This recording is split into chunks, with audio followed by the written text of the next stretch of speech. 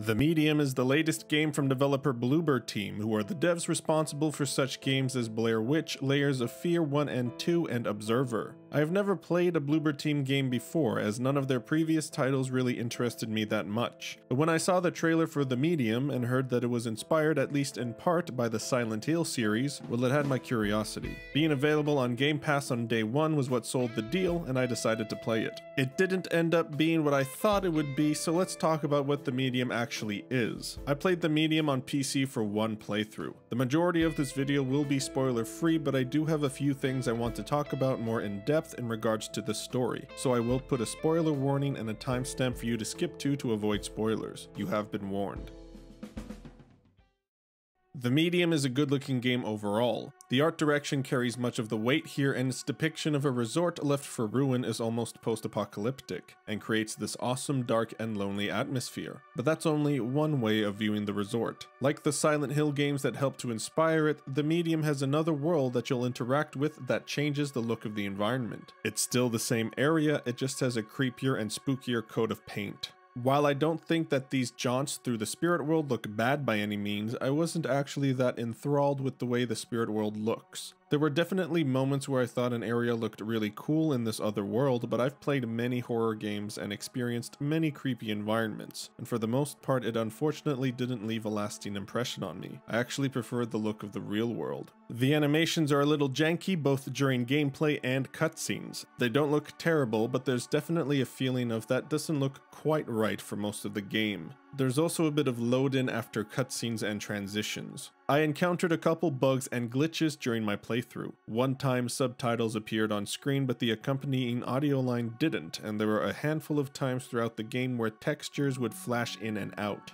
The sound design is really great, with lots of foreboding effects that try to instill a feeling of dread when appropriate. Distant thuds, electric hums, and blowing winds help fill the space as you explore, making the loneliness sound quite loud. But there still are quiet moments and areas, where the loudest sounds you'll hear are drops of water dripping onto the floor and Marianne's footsteps echoing off the walls and down the hallway. The game's music is fantastic and is composed by Akira Yamaoka, the same man who composed the music for the majority of the Silent Hill games. The score is full of synths and melodies that feel melancholic and detached, but there are also much more in-your-face tracks with distorted guitars and even singing. It feels like the soundtrack to a Silent Hill game we never got. The game takes place in Poland during the 1990s. You play as Marianne, a medium who has the ability to interact with and exist in the spirit world. The game begins after Marianne loses her adopted father, who took her in from an orphanage, and as she is dealing with her grief, she receives a phone call from a man calling himself Thomas, asking for her help. He claims to know her and know about her spiritual abilities, and says he can give her the answers to all the questions about herself she's had her whole life. Marianne has also been having a recurring dream about a young girl being murdered, and Thomas knows about that as well. He tells her to go to the Neva Resort, an abandoned vacation spot which was home to a grisly tragedy called the Neva Massacre, which was where a large number of people were killed. Once she arrives at the resort, Marianne encounters the spirit of a young girl named Sadness, who is apparently alone at the resort. But as Marianne continues forward through Neva, she discovers a horrific spirit entity called the Ma, who can simultaneously exist in both the spiritual and physical world like she can, and pursues her throughout the rest of the game. I liked the Medium's story. I thought it was a compelling narrative from start to finish, with enough mystery and intrigue to keep me interested throughout the 8 hours it took me to finish the game. The writing in the game, however, is kind of uneven. There are as many good lines of dialogue as there are bad ones, but I did like the characters in the game despite that. My favorite character being Marianne herself. She's a caring person, a sympathetic protagonist, doesn't take herself too seriously, and has a genuinely funny sense of humor even in the dire situation that she finds herself in. And some of her humorous musings to herself as she explores the hotel actually made me laugh out loud. As you traverse the dilapidated ruins of the resort, you'll come across all manner of story-related items such as newspaper articles or old postcards and letters left behind by the people who were killed in the massacre or otherwise. And Marianne can use her powers to sense the echoes of events that happened. None of this stuff is new, but the Medium handles this storytelling device well, and there really isn't any fluff either. Almost every single item you find find is related to the story in some way, and you will absolutely get more out of it if you try to collect all the ones you come across. The medium tackles some pretty heavy subject matter, and I think it handles it in a pretty mature way. One of the game's core themes is how trauma can shape a person's life, and how the victim can become the victimizer. The game tackles this with restraint. It's not in your face about it, but it also makes what happened to certain characters quite clear. And while the game does want you to understand where certain characters are coming from, it doesn't try to excuse anything they did, and leaves no doubt as to whether or not the characters deserved what befell them. The self-narration that Marianne does throughout the game is a little much. Every time you pick up an item, Marianne will say a few lines about it, but for some reason you can't continue forward without skipping the dialogue. I wish we could just pick up an object and exit the screen and have Marianne continue speaking, because the way it works now can get a little old the further you get into game.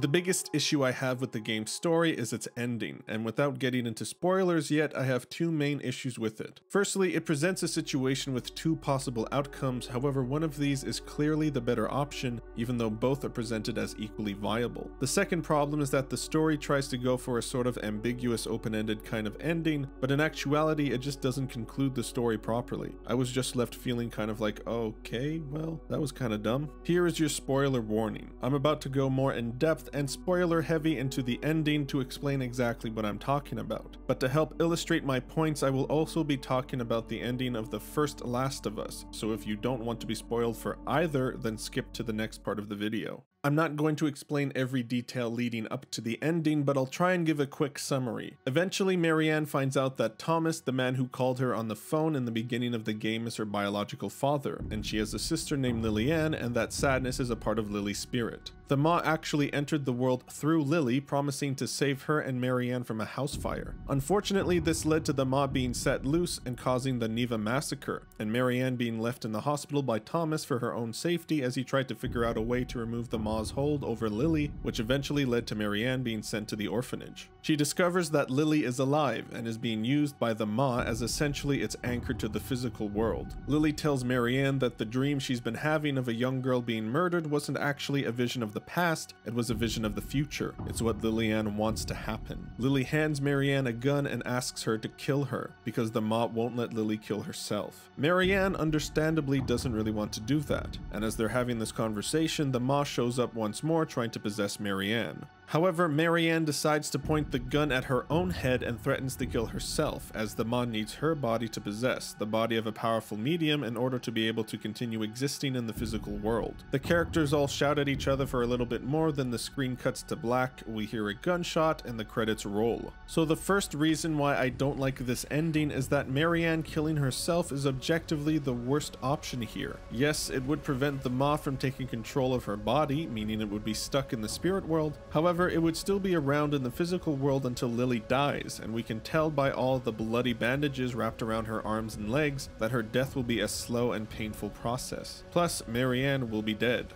But if Marianne kills Lily, then the Maw will immediately lose its foothold in the real world and Lily will finally be put to rest, which is what she wants, and Marianne will still be alive. This choice is the best possible outcome in a worst case scenario. The second reason why I don't like the ending is that it doesn't conclude the narrative. It fades to black before the gunshot and we don't get to find out what happened. I believe that Bloober Team were trying to go for one of those ambiguous endings that stick with you long after you finish the story, but it just didn't work for me. Let's compare the Medium's ending to The Last of Us's ending, which is one of the most well-known and praised endings to any video game ever. Just for some context, The Last of Us is a post-apocalyptic zombie game where the zombies come from a parasitic fungal infection. Joel, the main protagonist, is tasked with taking a young girl named Ellie to a group known as the Fireflies because Ellie is immune to the fungus and the Fireflies hope to develop a cure from Ellie. Joel and Ellie eventually make it to the Fireflies, and through circumstances end up getting separated upon arrival. Marlene, the person who asked Joel to transport Ellie, tells Joel that the only way to develop a cure from Ellie would be through a method that would kill her. Joel doesn't accept this and decides to take Ellie back by killing anyone who gets in his way, which he does. Ellie, who was unconscious throughout the entire affair, doesn't know what happened, and Joel lies to her, saying that there were other people who were immune like her and that a cure was deemed impossible to create. Ellie then confronts Joel one last time at the end friend, asking him to swear to her that what he said was the truth, and he does. The reason why this ending works and the Medium's doesn't is because the story actually concludes. If The Last of Us had ended the same way the Medium's did, it would have ended right here, when Marlene is giving Joel one last chance to leave Ellie behind and sacrifice her for the cure. It would have cut to black and rolled the credits with us not knowing what he chose to do, but the game didn't end like that because that would be a terrible and unsatisfying way to end your game. We know what Joel chose. He chose to kill Marlene and escape with Ellie. The ambiguity doesn't come from not knowing whether or not Joel left Ellie behind, it comes from not knowing whether or not Ellie believes Joel's lies. The game concludes its narrative but leaves us with an unanswered question. The Medium chooses not to conclude its story and wrongfully assumes that this equates to an ambiguous ending. It's not an ambiguous ending, it just doesn't end properly.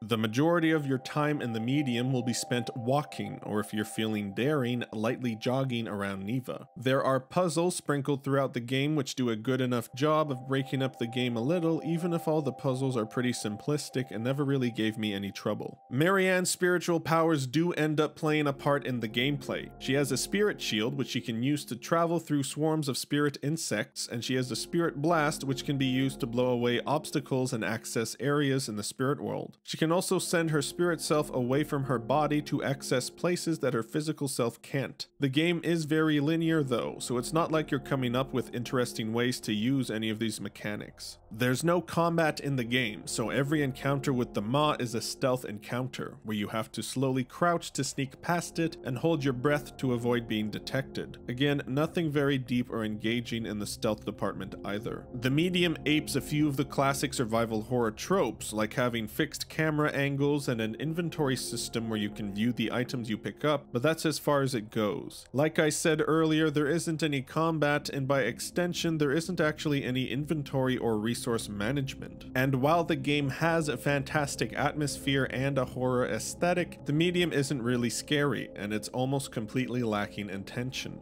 The only danger that you ever face in the game comes from the Maw, but every single encounter with it is scripted. The Maw isn't like the Tyrant from Resident Evil 2 Remake, an NPC with an AI that hunts you down as you make your way through the police station. The Maw is like Nemesis from Resident Evil 3 Remake, where it only shows up when the story decides it should. Once I realized this, any tension the game might have had was kicked to the curb. There were a couple moments of either jank or glitches in the gameplay. Spirit energy needs to be refilled once used, and if you have enough spirit energy, you can basically use it as a one-time get-out-of-jail-free card if the Maw catches you. However, there were a couple times in the game where the Maw caught me and I definitely had a full spirit meter, but for some reason I couldn't use the spirit blast to escape. There's also an encounter near the end of the game where you need to get the Maw to be in a specific area and trigger a device to hurt it. However, I triggered the device when it wasn't anywhere near the correct spot and it still got hurt, and I was able to continue forward. The most notable feature that the Medium has is its simultaneous rendering of the physical world and spiritual world. These split-screen sequences have you controlling Marianne in both worlds at the same time and generally sees you solving puzzles during these instances. It's an interesting idea. However, I think that I respect and appreciate the idea more than I like the actual result. These split-screen sequences are again scripted and only happen when they're supposed to, and there's only a handful of these in the game. And these parts of the game tank the frame rate, or at least it does on PC. I've heard that the Xbox version runs much better. During these split-screen parts, it just annoyed me to have to try and divide my attention between two screens and not really feeling like I was fully aware of either. And ultimately, I don't really feel like it added much, if anything, to the game. Having a parallel world where things you do in one world influence the other is something that has been around for ages in video games, and they were usually handled by letting us switch between the worlds. The Medium tried to do something new and innovate, which I appreciate and give credit for. However, I think I would have preferred it if the Medium had just let us switch between worlds instead of having this split screen mechanic. The Medium is not for everyone. If you don't like narrative-driven games or games that are only a couple steps above a walking simulator kind of game, then I can't recommend the Medium to you. If, however, you do like story-driven games like myself and horror games and don't mind a game that doesn't really have much in the way of engaging gameplay, I think you could give this game a try. And it is on Game Pass, so if you already have that, you might as well give it a shot. Still, even though I generally don't mind games with limited gameplay as long as the story is interesting, I did find myself wishing that the game had taken more inspiration from the survival part of survival horror and implemented some sort of resource management system, or maybe even combat with spiritual enemies. Nothing too crazy, but just something to make the gameplay a little bit more engaging. And I didn't find the biggest selling point, the split screen dual world aspect, to be something that made the game better. But despite that, The Medium is a good looking game with a great atmosphere and a pretty good story, albeit with a disappointing ending. I don't think I'll ever play this game again, and I don't really feel motivated to try out any of Bloober Team's other games, but I don't feel like I wasted my time playing this. I'm going to give The Medium a 7 out of 10. I've seen a lot of people like The Medium more than I did, so if anything I said in the review piqued your interest, I think you should try it. The next review is going to be another Assassin's Creed review, the Chronicles trilogy, so if you've been watching my AC series retrospective, keep an eye out for that. If you liked this video, please consider leaving a like, subscribing, and commenting your thoughts on The Medium. Thanks for watching.